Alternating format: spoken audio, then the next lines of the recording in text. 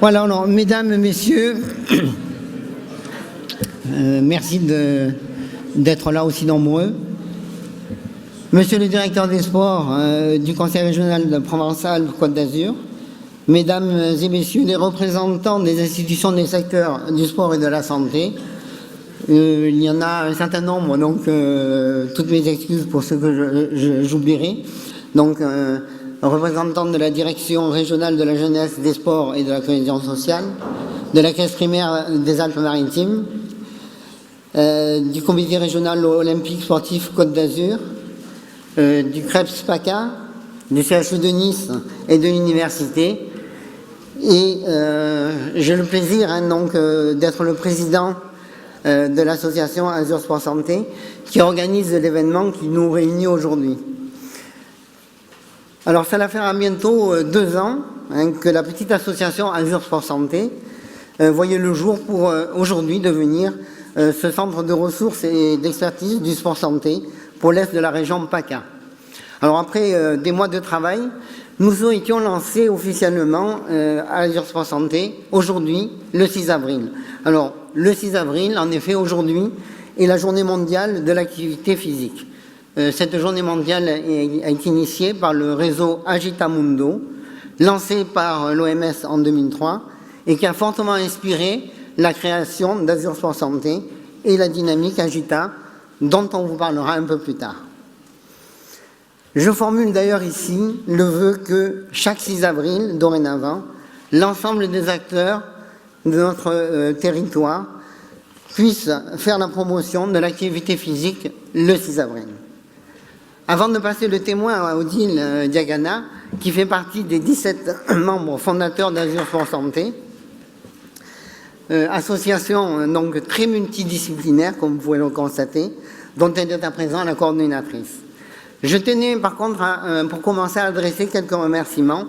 Je sais qu'en général, la cérémonie des remerciements est un peu longue, mais là, si je le fais, c'est parce que je tiens particulièrement à remercier certaines personnes et certaines institutions. Et d'abord, un grand merci à l'Agence régionale de santé PACA et à Malakoff Médéric qui nous soutiennent depuis la création d'Azur Sport Santé. Merci à la ville de Nice qui nous accueille et qui nous accompagne aujourd'hui sur l'organisation et la promotion de cette journée. La ville de Nice avec qui nous collaborons sur plusieurs projets sport santé. Merci au laboratoire Genevrier qui nous permettent de vous accueillir aujourd'hui dans ce cadre assez magnifique, donc il faut le reconnaître, et dans des conditions qui sont plus que satisfaisantes et excellentes pour nous. Merci à nos partenaires fondateurs et aux institutions qui nous accompagnent depuis le début. Donc vous avez donc la liste de ces partenaires. Un merci aussi à tous les intervenants, et notamment et particulièrement à celles et ceux qui ont fait un long déplacement. Merci au professeur Martine Duclos de Clermont-Ferrand.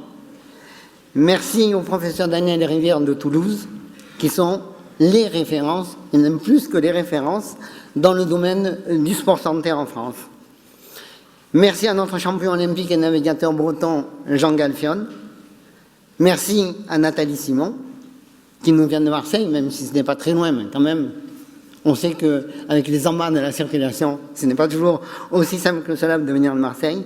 Et on sait qu'outre la personne médiatique que l'on connaît tous, Nathalie est restée une grande sportive, tout en devenant une ambassadrice exemplaire du sport pour la santé. Merci à Stéphane Niagana, à Joël Lapcorbière et au professeur Fabienne Darry-Longueville, qui sont les locaux de l'étape, mais dont l'intervention vous intéressera au plus haut chef, vous verrez tout à l'heure.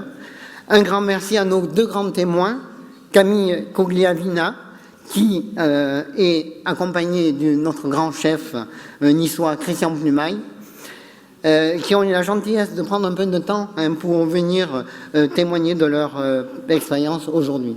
Merci à Nancy Catan, donc journaliste qui nous fait l'amitié de nous accompagner aujourd'hui. Merci à tous les clubs et à toutes les associations membres du réseau Agita, que vous avez là autour de nous, qui vous accueilleront tout à l'heure pour vous informer et vous initier sur le parcours Sport Santé. Et enfin, un très grand merci à vous tous d'être venus aussi nombreux, puisque les quelques chaises vides ne sont pas très nombreuses, et c'est un grand plaisir pour nous de pouvoir vous accueillir. Alors, j'arrête là, puisque le programme est chargé, pour donner la parole à Odile Diagana, qui va vous en dire un peu plus sur l'objectif de la journée. Merci beaucoup.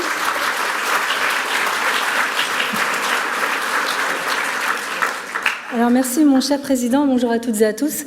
D'abord je vais essayer de faire le plus court possible car j'ai mis une grosse pression à tous les experts qui vont me succéder pour qu'ils donnent le maximum d'informations dans le minimum de temps. Tout ça pour ne pas vous garder trop longtemps assis, donc sédentaire, vous le verrez. Je voudrais revenir juste une minute sur le choix de notre slogan Agita.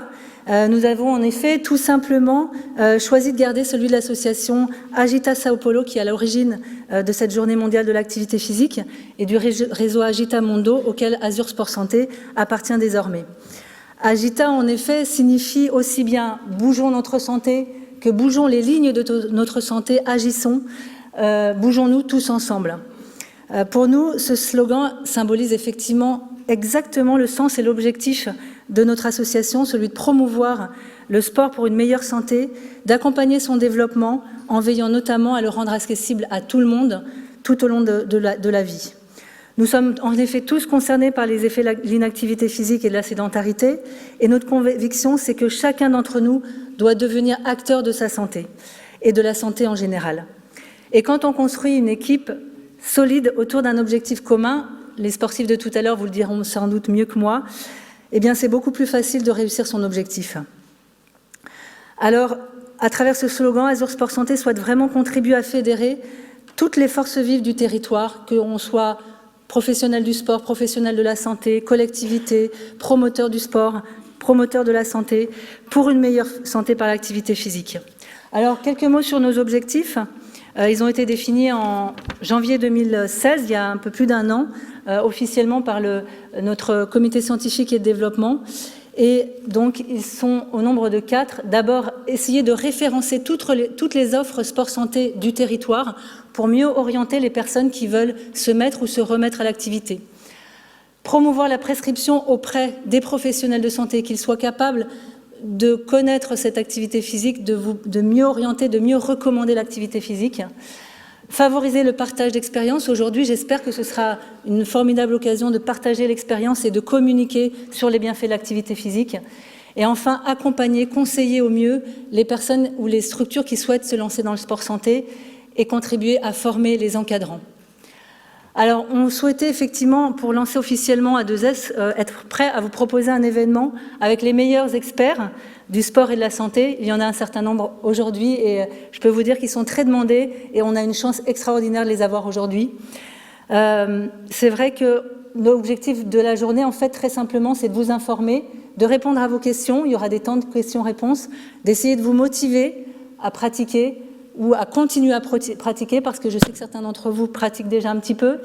Vous conseillez aussi au travers tout à l'heure des ateliers et des stands qui auront lieu et vous initiez effectivement à de l'activité physique. Vraiment, l'objectif de cette journée, c'est de vous donner envie, de vous dire ce que c'est que l'activité physique. C'est pas inaccessible, c'est pas de la performance, c'est pas du sport performance, c'est du sport plaisir, c'est du sport convivial. On doit pouvoir, grâce au sport, créer du lien social et puis tout simplement être plus heureux. Donc, je vais laisser la place aux experts qui vous donneront plein d'informations et vous pourrez effectivement les interroger. Nancy, chef d'orchestre aujourd'hui, je te laisse la parole. Dure mission. Merci infiniment Odile pour cette présentation. Et merci d'avoir confié l'animation à une non-sportive, mais peut-être que vous vous êtes lancé un défi et qu'à l'issue de 2 heures, je vais faire le marathon, c'est ça? D'accord. Bon, donc cette journée, comme vous l'a rappelé Odile, c'est d'abord cet après-midi, c'est d'abord un temps d'information, mais aussi un temps de questions-réponses avec vous, parce que effectivement, sport santé, c'est extrêmement à la mode, tout le monde en parle, et en plus là, vient de sortir la loi sport sur ordonnance, vous avez dû en entendre parler. Donc derrière ces mots, il faut le dire, un peu fourre-tout, il y a une réalité beaucoup plus complexe, beaucoup plus précise. Et comme le rappelait Odile et Alain, nous avons la chance d'avoir les meilleurs experts mondiaux, non, c'est pas ça? Au monde, ouais, au moins au monde, parmi nous. Donc ils vont avoir comme mission de nous expliciter vraiment tout ça, de nous rappeler les enjeux. Et je vais les appeler donc à me rejoindre successivement sous vos applaudissements. Martine Duclos, qui nous rejoint, qu'on a vu en photo.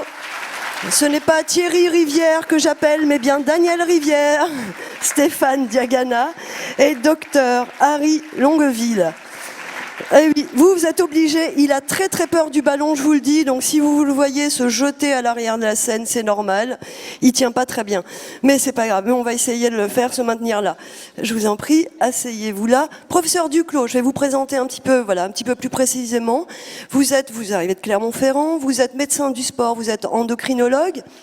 Vous êtes une très grande spécialiste du sport et santé, puisque vous avez conseillé le ministère de la Santé, et aujourd'hui vous présidez le conseil scientifique de l'Observatoire de l'activité physique et de la sédentarité. Autant vous dire qu'elle est incollable sur le sujet. On va quand même essayer de lui poser des questions. Alors, c'est quoi vraiment? Définissez-nous avec des mots clairs de quoi on parle, et surtout quels sont les enjeux du sport et de la santé et de cette dernière loi qui vient d'être publiée. Voilà, vous avez 10 minutes, 12, c'est ça? Vous commencez à tricher, c'est pas bien. Allez, les hostilités Bien. sont lancées. Bien, bonjour à toutes et à tous, et merci surtout pour cette très très belle invitation. Donc, je vais commencer par faire bouger effectivement les lignes en vous posant la question de si vous connaissez la première cause de mortalité évitable. Vous pensez peut-être que c'est le tabagisme. Eh bien, effectivement, jusqu'à 2011, c'était la première cause de mortalité évitable dans le monde, mais depuis 2012, il y a un tueur beaucoup plus sournois et beaucoup plus efficace qui est l'inactivité physique. L'insuffisance d'activité physique est responsable dans le monde de plus de 5 millions de décès par an. Et si on se met à l'échelle de l'Europe, c'est 10% des décès, 500 000 décès par an qui pourraient être évités simplement en bougeant un peu plus. Alors que l'on sait que simplement quelques minutes d'activité physique tous les jours, eh bien, ça permet de diminuer la mortalité prématurée. Comme le montre cette étude qui porte simplement sur 600 000 sujets qui étaient en bonne santé, qui ont été suivis pendant une dizaine d'années, et a été mesuré le risque de mortalité en fonction simplement du niveau d'activité physique. C'est ce qui est montré là. Donc en haut, vous avez le risque de mortalité. Donc 1, c'est 100%. Chez les gens qui ne font rien du tout. Et puis ce que vous voyez, eh bien, chez les gens qui suivent les recommandations d'activité physique, donc les fameuses 30 minutes d'activité physique 5 fois par semaine, par rapport à ceux qui ne font rien, leur risque de mortalité diminue de 31%. Donc on prend tous les facteurs de risque au même niveau, on les fait juste bouger 30 minutes 5 fois par semaine, et bien, par rapport aux gens qui ne bougent pas du tout, eh bien, leur mortalité est diminuée de 30%. Mais surtout, ce qui est intéressant, c'est que vous voyez que dès que vous en faites déjà 15 minutes 5 fois par semaine, eh bien, déjà, vous avez un effet et vous diminuez la mortalité de 20%. Donc, un tout petit peu tous les jours permet déjà d'améliorer votre santé et de diminuer votre risque de mortalité précoce. Et ce qui est intéressant, c'est que ça marche quel que soit l'âge. Donc, il n'est jamais trop tard. Ça marche aussi bien quand vous commencez l'activité physique à 20 ans, mais aussi quand vous la commencez à 60 ou 70 ans. Vous gagnez encore des années de vie en bonne santé. Ça marche que vous soyez un homme ou une femme. Et ça marche que vous soyez en bonne santé ou que vous ayez une maladie. Même quand vous êtes malade, l'activité physique, ça fait partie de la prise en charge des maladies pour améliorer effectivement la survie, les conditions, la qualité de vie. Et puis ce que l'on voit aussi, ce qui est important, en fait, ceux qui vont en bénéficier le plus, c'est ceux qui partent de rien, qui vont faire un petit peu. Après, plus on en fait, plus c'est efficace, mais le gain en bénéfice est moins important que quand on part de rien sur un tout petit peu. Alors, si on doit résumer, en fait, par rapport aux gens qui font rien, simplement de faire de l'activité physique, vous diminuez le risque de mortalité de 30%, parce qu'en fait, vous allez diminuer les deux grandes causes de mortalité dans les pays développés, que sont les maladies cardiovasculaires et que sont les cancers. Alors, qu'est-ce que c'est cette activité physique? C'est quoi la définition de l'activité physique? Eh bien, vous faites de l'activité physique dès que vous faites bouger vos muscles pour avoir une dépense énergétique qui est supérieure à la dépense de repos. Alors, en fait, vous avez une dépense de repos quand vous êtes assis ou quand vous êtes allongé. Dès que vous êtes debout, eh bien, vous avez déjà une dépense énergétique parce que vous faites travailler vos muscles parce qu'il y a un tonus pour se tenir debout. Puis dès que vous allez commencer à bouger, ben là déjà, moi je gesticule, donc j'ai une activité légère. Et puis imaginez que je marche pour aller voir mes collègues, eh bien je vais avoir une activité de type marche, puis plus je vais aller vite, plus l'intensité va être élevée, etc. Donc dès que vous êtes debout, vous avez déjà une activité physique. Donc en fait, l'activité physique, vous pouvez la faire dans 4 domaines de votre vie. Lors des activités professionnelles, alors maintenant c'est moins de 10% de la population, on a tous principalement un travail derrière un bureau, donc on est assis, donc on n'a pas d'activité professionnelle. Par contre, on peut avoir une activité physique lors des déplacements. Quand vous utilisez des déplacements actifs pour aller d'un point à l'autre, pour aller au travail, pour accompagner vos enfants ou vos petits-enfants à l'école ou faire du sport, si vous y allez en vélo ou si vous y allez à pied, vous avez une activité physique lors des déplacements. Si par contre vous prenez la voiture, là vous avez tout faux, vous n'avez pas d'activité physique lors des déplacements. Puis la vie domestique aussi, alors ça intéresse beaucoup les hommes, hein. L'activité de type ménage est une activité physique d'intensité modérée. Donc 30 minutes de poussière tous les jours. D'abord c'est bon pour les allergies, ça fera plaisir à vos femmes, et c'est une activité physique régulière. Et puis il y a l'activité de loisir, et c'est là qu'on rentre le sport. Donc vous voyez que le sport c'est qu'une toute petite composante de l'activité physique, mais c'est aussi le jardinage, le bricolage. Donc en fait votre activité physique c'est d'abord l'activité physique de la vie quotidienne, c'est se déplacer pour aller d'un point à un autre. C'est bouger lors de votre travail, même si vous avez un travail dans un bureau, et bien vous allez bouger pour aller mettre les papiers à la poubelle, pour aller prendre un verre d'eau, pour aller voir vos collègues plutôt que de leur envoyer un mail quand il est dans le bureau d'à côté, etc.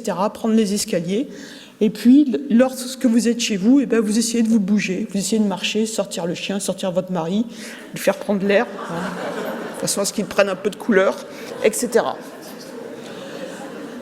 Et on considère que quelqu'un est physiquement inactif, donc on est physiquement inactif quand on fait moins que les recommandations d'activité physique nécessaires pour la santé, donc quand on fait moins de 150 minutes par semaine, moins de 30 minutes 5 fois par semaine, on est physiquement inactif. Et apparaît une nouvelle notion qui est extrêmement importante, c'est la sédentarité. Et la sédentarité, c'est pas le contraire de l'activité physique, la sédentarité, c'est le temps que vous passez assis. Et vous comptez tout le temps que vous passez assis quand vous êtes éveillé. C'est-à-dire entre le moment où vous vous réveillez et le moment où vous vous couchez, vous comptez tous les temps passés assis. Donc, lorsque vous êtes au travail, lorsque vous vous déplacez, quand vous avez des déplacements passifs, et lors des loisirs. Et ça, c'est votre temps de sédentarité. Alors, pourquoi on s'intéresse à la sédentarité ? On s'intéresse depuis à peu près les années 2010, donc c'est tout récent, parce qu'on sait que la sédentarité, ça tue. Et même si vous êtes physiquement actif. Donc c'est ce qu'on voit sur ce travail. Vous avez ici à droite des gens qui font pas d'activité physique, puis à gauche, ici, des gens qui font 150 minutes par semaine. Et on a mesuré la mortalité en fonction du temps passé assis. Alors déjà, si on compare les physiquement actifs aux physiquement inactifs, bien la mortalité est diminuée de 30% chez les actifs. Ça, c'est l'effet de l'activité physique. D'accord. Maintenant, on va prendre juste les gens qui ne font pas d'activité physique. Ben, vous voyez, suivant le temps passé assis, 8 heures par jour, 5 heures par jour, 4 heures par jour et 2 heures par jour, eh bien, la mortalité est diminuée de 42%. Quand vous passez 8 heures par jour versus 2 heures par jour assis, vous diminuez votre risque de mortalité de 42%. Et on a exactement le même effet chez les sujets qui sont actifs. Donc ça veut dire que la mortalité, la sédentarité, c'est un facteur de risque de mortalité précoce. Alors, pourquoi c'est un facteur de mortalité? Parce que plus vous passez de temps assis, plus vous augmentez votre risque de maladie chronique. Et on sait que maintenant, plus vous passez de temps assis, plus vous augmentez votre risque de faire un diabète de type 2, plus vous augmentez un risque de faire un infarctus du myocarde ou un accident vasculaire cérébral, plus vous augmentez le risque d'obésité et de cancer. Donc toutes ces maladies qui vont conduire à une mortalité précoce. Alors, est-ce qu'il ne faut pas faire un peu plus d'exercice pour compenser les effets de la sédentarité? En gros, les recommandations, c'est 30 minutes d'activité physique 5 fois par semaine. Alors, je vous résume simplement ce travail. En fait, ce travail a montré que même si vous faites 1 heure d'activité physique tous les jours, les effets de la sédentarité sont plus importants qu'1 heure d'activité physique. Donc vous ne pouvez même pas compenser le temps que vous passez assis par jour par 1 heure d'activité physique. C'est pour ça que les recommandations pour la santé, c'est 1, faire de l'activité physique, et 2, être debout. Il faut lutter contre la sédentarité. Alors c'est quoi en France les chiffres? Peut-être qu'on ne sait pas, peut-être qu'on est des gens très très bien. Naturellement, on a des comportements sains. Alors, le temps d'activité physique, je vous résume la diapo. Les adultes, 30% des Français font vraiment les recommandations d'activité physique, les 30 minutes. Quand on prend des mesures objectives avec des capteurs de mouvement, 30%. Et je dirais même, à partir de 60 ans, on est à 11%.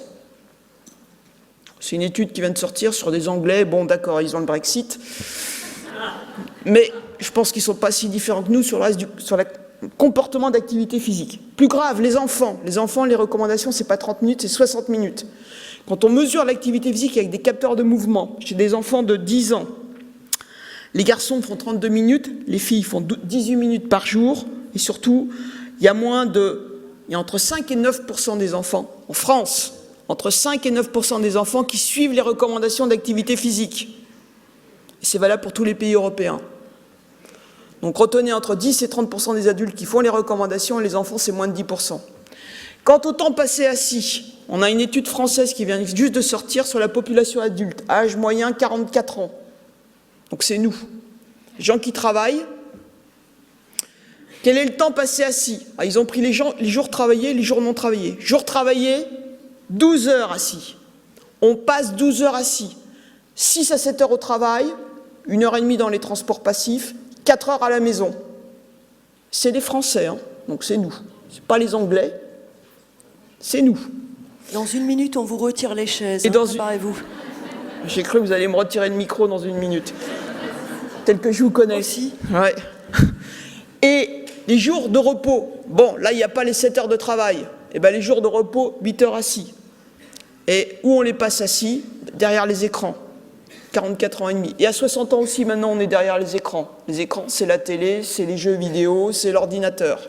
Et c'est le smartphone. Donc, ça, c'est nous en France. On passe 8 à 12 heures assis par jour. Alors, donc, cette sédentarité, cette inactivité physique, ça nous rend malades et ça nous fait perdre des années de vie en bonne santé et mourir plus tôt. Et puis, en plus, vous savez, il paraît que c'est les élections présidentielles. On nous parle beaucoup d'économie. L'inactivité physique en France seule, ça nous coûte 5,5 milliards d'euros. Et si on diminuait, si 10% des Français inactifs pratiquaient une activité physique régulière, donc si au lieu de passer de 11% d'actifs, on passait à 21%, on économiserait 450 millions d'euros. Qui veut en parler au prochain débat sur la télé? Voilà. Et encore, hein, c'est vraiment des économies à minima, parce que là, on a vraiment estimé ce qui était mesurable. Donc, rassurez-vous, nous avons des politiques publiques. Pour ça, en France, on a de la chance. L'activité physique, c'est pas simple à mettre en place. Il faut à la fois la faire quand on est en bonne santé ou quand on est malade. Il ne faut pas attendre d'être malade pour en faire. C'est compliqué. Donc, Fabienne vous en parlera très bien. Il y a de nombreuses politiques, et en particulier, on a la chance maintenant d'avoir la loi du sport sur ordonnance. Alors, je vous explique simplement ce que c'est. C'est qu'elle concerne les patients qui sont en affection de longue durée, et ça permet aux médecins traitants, chez les patients qui ont une affection de longue durée, dans le cadre de leur parcours de soins, de leur prescrire une activité physique adaptée, à condition qu'ils ne soient pas capables d'avoir cette activité physique autonome. Et l'intérêt, c'est que cette activité physique, elle va être faite par des professionnels de l'activité physique adaptée. Donc, ce n'est pas fait avec n'importe qui. Donc ça, c'est un élément extrêmement important, sauf que cette activité physique, elle n'est pas remboursée. Donc, en conclusion, la sédentarité en France, elle est extrêmement élevée, en moyenne 8 à 12 heures par jour. C'est un facteur de mortalité et de maladie chronique, indépendamment du niveau d'activité physique. Et même faire 1 heure d'activité physique intense par jour, ça ne suffit pas à compenser les 8 à 12 heures assis que nous passons par jour. Et puis de toute façon, c'est inutile de se fixer des buts impossibles à atteindre. Déjà, on ne fait pas 30 minutes, alors faire 1 heure par jour, c'est même pas la peine d'y penser. L'élément important, les 2 éléments importants sont ceux qui viennent. 1, il n'est jamais trop tard pour se lever, et 2, pour bouger. Quel que soit l'âge auquel on fait, c'est efficace. Et deuxièmement, vous n'êtes pas seul. Tous les exemples que vous allez avoir aujourd'hui, pour vous montrer qu'il y a plein de gens qui sont là pour vous aider. L'important, c'est d'avoir des objectifs adaptés à chaque personne, progressifs, et avec des professionnels de l'activité physique adaptée, si nécessaire. Je vous remercie. Merci beaucoup. Vous avez... Oh, le défi que vous allez avoir à relever, hein. Vous allez avoir un sacré défi parce qu'elle a parfaitement respecté son temps. Alors, on va vous poser juste une ou deux questions de la salle et on ménagera un temps plus long après vos 4 interventions. Avant que les micros circulent, moi, une question très très simple. Regardez, on est tous assis. C'est quand même infiniment plus confortable d'être assis. Donc, je vous apprends rien. Donc voilà, je me lève. Voilà. Bon, je peux tenir un petit peu, mais parce que j'ai le micro.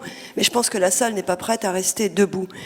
Comment peut-on lutter contre ce réflexe, finalement je veux dire, il est naturel, la physiologie. Il y a des physiologistes dans la salle. Il y a un physiologiste dans la salle. Il est juste à côté de moi, mais 2 physiologistes dans la salle.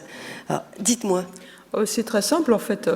Il y a 2 choses à faire. 1, diminuer les temps prolongés, donc éviter d'arriver à 12 heures au total. Et deuxièmement, il y a effectivement les 7 heures de bureau. Derrière un bureau, on va pas revenir, on ne peut pas l'empêcher. Par contre, toutes les heures, on se lève 1 minute. Ou toutes les heures et demie, on se lève 5 minutes. Et ça suffit parce que ça annule les effets de l'heure ou de l'heure et demie passée assise. Et autre possibilité pour ceux qui ont envie de le faire, c'est d'avoir des bureaux de taille modulable. C'est-à-dire les gens commencent à travailler debout et quand ils sont fatigués, eh bien, ils s'asseyent.